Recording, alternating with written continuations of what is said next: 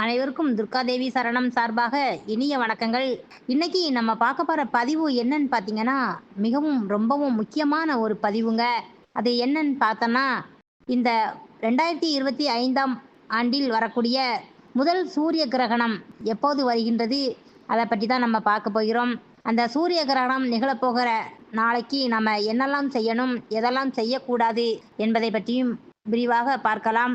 இந்த ஆண்டு என்பது ஒரே மாதத்துல 2 கிரகணங்கள் நிகழ உள்ளதுங்க. அதிலும் சமீபத்தில தான் இந்த சந்திர கிரகணம் நிகழ்ந்ததைப் போலவே, அடுத்ததாக 2வது வரக்கூடிய சூரிய கிரகணமும் ஏற்பட உள்ளதுங்க. இந்த நாள்ல நாம என்ன செய்யணும்? எவற்றை தவிர்ப்பது ரொம்ப நல்லது? எந்த நாளில், எந்த நேரத்தில் கிரகணம் நிகழ உள்ளது? என்பதையும் இந்த பதிவுல நாம தெளிவாக தெரிந்து கொள்ளலாம்.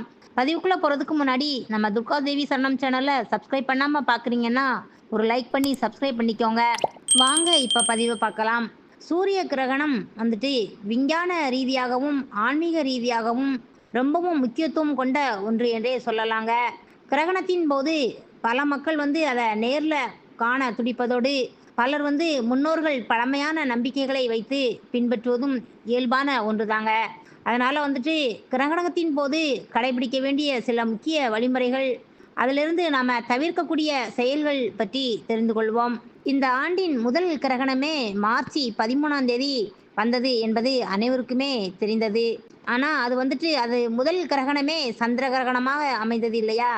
அதனால அது வந்து பகுதி நேர, அதாவது மதிய வேளையில சந்திர கிரகணமாக அமைந்தாலும், இந்திய நேரப்படி பகல் பொழுதுல நிகழ்ந்ததால எந்த பாதிப்பும் ஏற்படலங்க.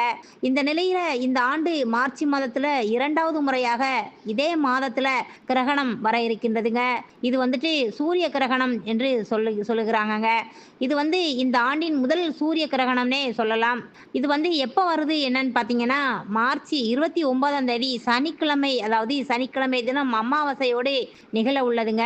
இத வந்து ஆசியா, வட அமெரிக்கா, ஐரோப்பா, ஆப்பிரிக்கா, ஆர்க்டிக் உள்ளிட்ட பல உலகில் உள்ள சில பகுதிகள்ல காண முடியும் என்று சொல்றாங்க. உலகில் மற்ற இடங்கள்ல சூரிய கிரகணம் வந்துட்டு காண இருந்தாலும், ஆனா இந்தியாவுல கிரகணம் ஏற்படும் நேரத்த எப்பன்னு பார்த்தோம் அப்படின்னா, இந்திய நேரப்படி அன்றைய தினம் பகல்ல வந்துட்டு 2 மணி 20 நிமிடத்துக்கு துவங்கி, மாலை 4 மணி 17 நிமிடத்துக்கு உச்சமடைந்து, மாலை 6 மணி 13 நிமிடத்துக்கு அது நிறைவடைவதாக சொல்லப்படுகிறதுங்க.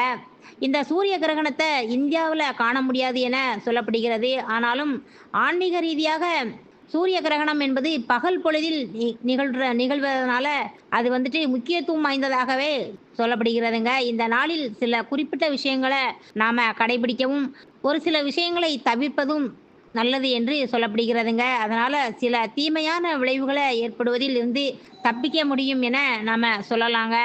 சூரிய கிரகணத்தன்று நாம அன்றைய தினம் கடைபிடிக்க வேண்டியது என்னன்னு பார்த்தீங்கன்னா, அதாவது கிரகணத்தினை நம்ம வந்துட்டு நேராக பார்ப்பது ரொம்பவும் ஆபத்தானதுங்க. அதனால வந்துட்டு நம்மளுடைய கண்ணுக்கு பாதுகாப்பு கொடுக்கணும் அப்படின்னா, நம்ம வந்து கண்ணாடிகள் அல்லது தொலைநோக்கிகளால தான் நம்ம அதை பார்க்கணும். அன்றைய தினம் தியானம் மற்றும் பிரார்த்தனை என்பது பல ஆன்மீக நம்பிக்கைகளின்படி கிரகணத்தின் போது தியானம் செய்வது, இல்ல மந்திரங்களை சொல்வது ஆன்மீக சக்தியை அதிகரிக்குங்க. வீட்ல இருக்க வேண்டுங்க அன்றைய தினம்.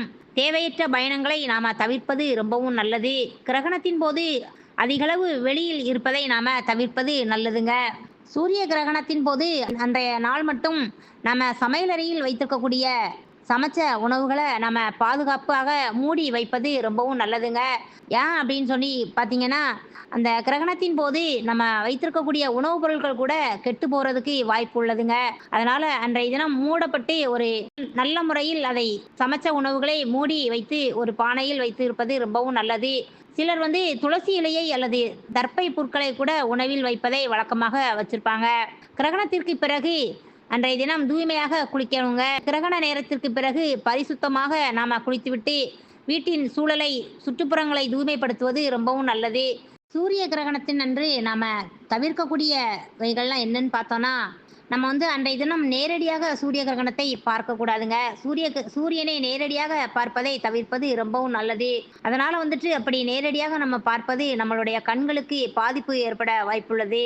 கர்ப்பிணி பெண்கள் அறவே முழுவதுமே தவிர்த்து கொள்ள வேண்டுங்க. கர்ப்பிணி பெண்கள் கிரகணத்தின் போது அந்த நேரத்தில் வெளியில் செல்வதையும் தவிர்ப்பது ரொம்பவும் நல்லது. ஏன்னா, இதனால குழந்தைகளுக்கு பாதிப்பு ஏற்படலாம். கிரகண நேரத்துல தூங்க வேண்டாங்க. கிரகணத்தின் போது உறங்குவதை பலர் தவிர்க்க வேண்டும்.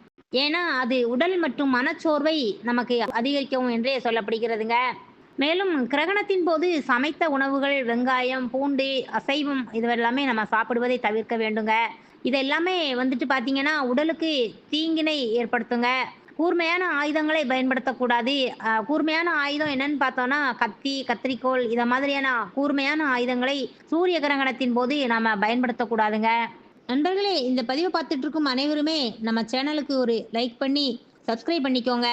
உங்க நண்பர்கள், உங்கள் உற்றார் உறவினர்கள் அனைவருக்குமே இந்த பதிவை ஷேர் பண்ணுங்க. அவர்களும் பார்த்து பயன்பெறட்டும்.